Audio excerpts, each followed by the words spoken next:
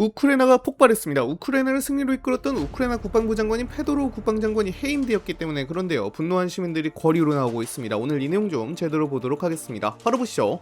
우크라이나 국방부 장관은 7월 16일에 SNS를 통해 국방장관으로서 우크라이나 국민을 위해 봉사할 수 있어서 큰 영광이었다며 사임의 뜻을 밝혔는데요. 그러면서 투자 확대와 러시아의 스타링크 사용 무력화 등이 주요 성과였다고 자평을 하였습니다. 이번 국방장관 교체는 젤렌스키 우크라이나 대통령이 7월 12일에 내각 개편을 하며 바뀐 것이었는데요. 새 총리는 국영 에너지 기업 나프토가즈의 세르히 코르츠키가 임명되었습니다. 그런데 드론 중심의 군전력 개편을 추진해온 우크라이나 국방부 장관이 군 기득권 세력과의 갈등으로 인해 해임된 것이 전해지자 우크라이나 전역이 분노로 가득 찼습니다. 우크라이나 전역에서는 페도로 장관의 교체에 반대하는 대규모 시위가 벌어지게 되었는데요. 키우에서도 시위대가 몰려 우크라이나 대통령실 앞에 모여 부끄러운 일이다, 페도로를 복귀시켜라 등의 구호를 외치기도 했습니다. 여기에 우크라이나 공군 부사령관도 페도로 장관이 해임이 되자 이에 항의하며 사임하기도 했죠. 우크라이나 공군 부사령관인 파블로 옐리잘로우는 국방장관의 경질이 우크라이나 국방에 엄청난 해악이라며 비판하기도 했습니다. 또 여당 소속인 올렉산드르 메르츠코 의원도 페도로 장관은 국방부의 진정한 개혁에 대한 희망이었다며 아쉬움을 나타냈는데요. 페도로 전 국방장관은 커져가는 반발 여론을 의식한 듯 자신과 갈등을 빚어온 것으로 알려진 올렉산드르 시르스키 우크라이나군 총사령관을 공개적으로 강하게 비판했습니다. 그는 이번 경질이 전쟁 수행 능력이나 성과 때문이 아니라 군 지휘부와 이어져 온 갈등에서 비롯된 결정이었다는 점을 여러 발언을 통해 내비쳤는데요. 특히 기자들과 만난 자리에서는 시르스키 총사령관을 향해 매우 직설적인 표현을 쏟아냈습니다. 시르스키 총사령관은 러시아를 어떻게 물리칠지 고민하는 대신 나라를 어떻게 분열시킬지만 궁리했다고 주장하며 군 수뇌부 내부의 갈등이 생각보다 훨씬 심각한 수준이었다는 점을 드러냈습니다.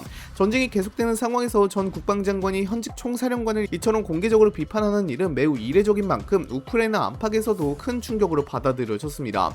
이러한 발언은 두 사람의 의견 충돌이 일시적인 불화가 아니라 군 운영과 지휘 체계를 둘러싼 깊은 대립으로 이어져 왔다는 해석에도 힘을 실어주고 있습니다. 페도로 전 장관은 자신의 해임이 발표된 이후에도 입장을 굽히지 않았습니다. 오히려 자신이 추진해온 개혁을 끝까지 이어가려 했지만 내부 저항에 부딪혔다고 강조하며 현재 군 지휘체계에 근본적인 문제가 있다는 점을 우회적으로 지적했습니다. 또 젤렌스키 대통령으로부터 고문직을 맡아달라는 제안을 받았지만 이를 받아들이지 않았다고 밝혔는데요. 정치적 명예를 위한 자리를 선택하기보다는 자신의 소신을 지키겠다는 뜻을 분명히 한 것으로 해석되고 있습니다. 젤렌스키 대통령도 예상보다 거세진 반발 여론을 의식하는 모습을 보였습니다. 국방장관 교체를 둘러싼 논란이 전국적인 시위로 번지고 정치권과 군 내부에서도 우려의 목소리가 이어지자 후임 인선을 서두르기보다 신중한 태도를 보인 것인데요. 당초 후임으로 이오르 클리멘코 내무장관이 유력하다는 관측이 나왔지만 젤렌스키 대통령은 클리멘코 장관은 여러 후보 가운데 한 명일 뿐이라고 선을 그었습니다. 이와 아직 의회에 공식적으로 제출된 인선안은 없으며 해당 문제를 다시 검토하겠다고 밝혔는데요.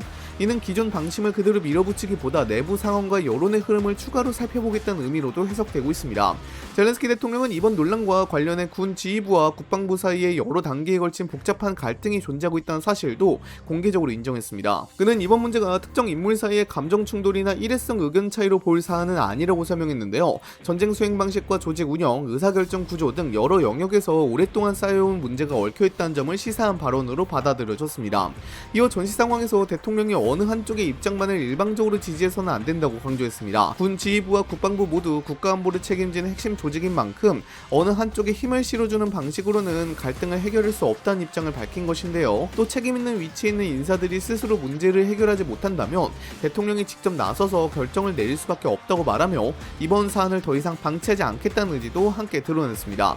이게 시위가 계속 커지고 있는데요. 시위는 키우 외에 이바노프랑키우스크와 빅니차, 루츠크, 후멜리츠키, 루비우, 우즈호르도, 드니프로, 테르노필, 오데사 등에서도 열렸습니다. 심지어 우크라이나 국영 언론인 유나이티드24 미디어에서는 페도로 장관 해임에 대한 항의 시위에 동참하기 위해 모든 출판을 일시 중단한다는 입장을 밝히기도 했죠. 일부 시위대는 군 총사령관인 올렉산드르 시르스키 사령관의 겨냥해 사퇴를 요구하는 구호를 외치기도 했습니다. 이번 페도로 장관의 해임 배경으로는 군 지휘부와의 갈등이 가장 큰 원인으로 거론되고 있습니다. 특히 그가 취임 이후 추진했던 국방개혁이 기존 체계와 정면으로 충돌했다는 점이 큰 영향을 미친 것으로 보이는데요. 페도로 장관은 올해 올해 1월 취임한 뒤 국산 드론 개발과 AI 기반 무기체계 확대를 적극 추진하며 우크라이나군의 현대화를 빠른 속도로 이끌었습니다. 전선에 필요한 무기를 더 신속하게 공급하고 새로운 기술을 실제 전투에 적용하는 과정에서도 상당한 성과를 냈다는 평가를 받았습니다. 하지만 그는 무기 개발에만 집중한 것이 아니라 국방 예산이 사용되는 방식까지 전면적으로 손보려 했습니다. 특히 오랫동안 유지되어온 방산 조달 구조를 바꾸는데 강한 의지를 보였는데요.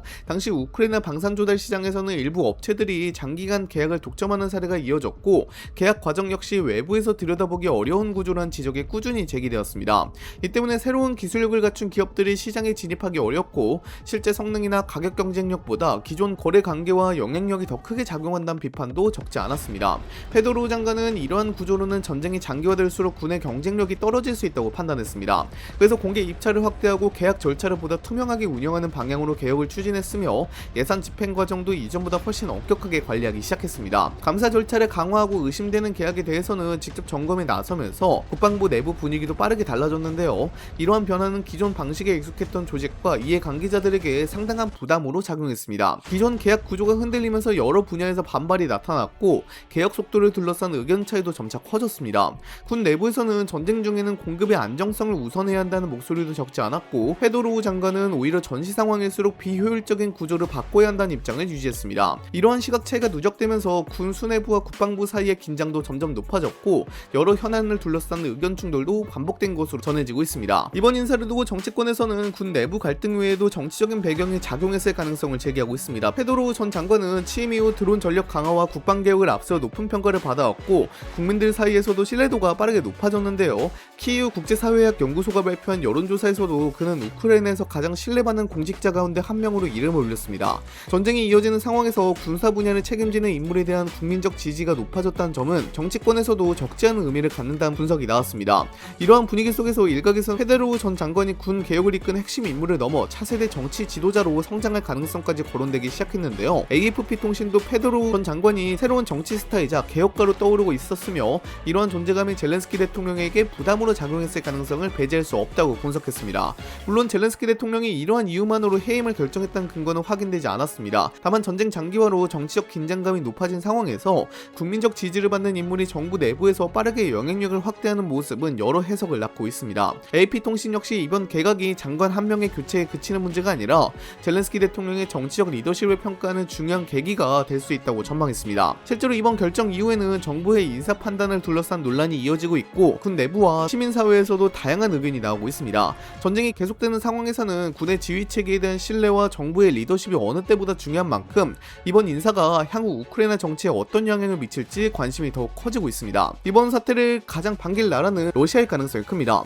러시아 입장에선 전선에서 새로운 공격을 성공시키지 않더라도 우크라이나 내부가 흔들리는 것 자체가 큰 이익으로 이어질 수 있기 때문인데요. 현재 우크라이나에서는 국방장관 해임을 둘러싸고 시민들이 거리로 나와 시위를 벌이고 있고 정치권과 군 내부에서도 논란이 이어지고 있습니다. 전시 상황에서는 정부와 군이 같은 방향을 바라보는 것이 무엇보다 중요한데 이런 갈등이 공개적으로 드러날 경우 국가의 결속력이 약해졌다는 인상을 줄 수 있습니다. 러시아는 그동안 우크라이나 사회의 분열과 내부 갈등을 꾸준히 노려왔습니다.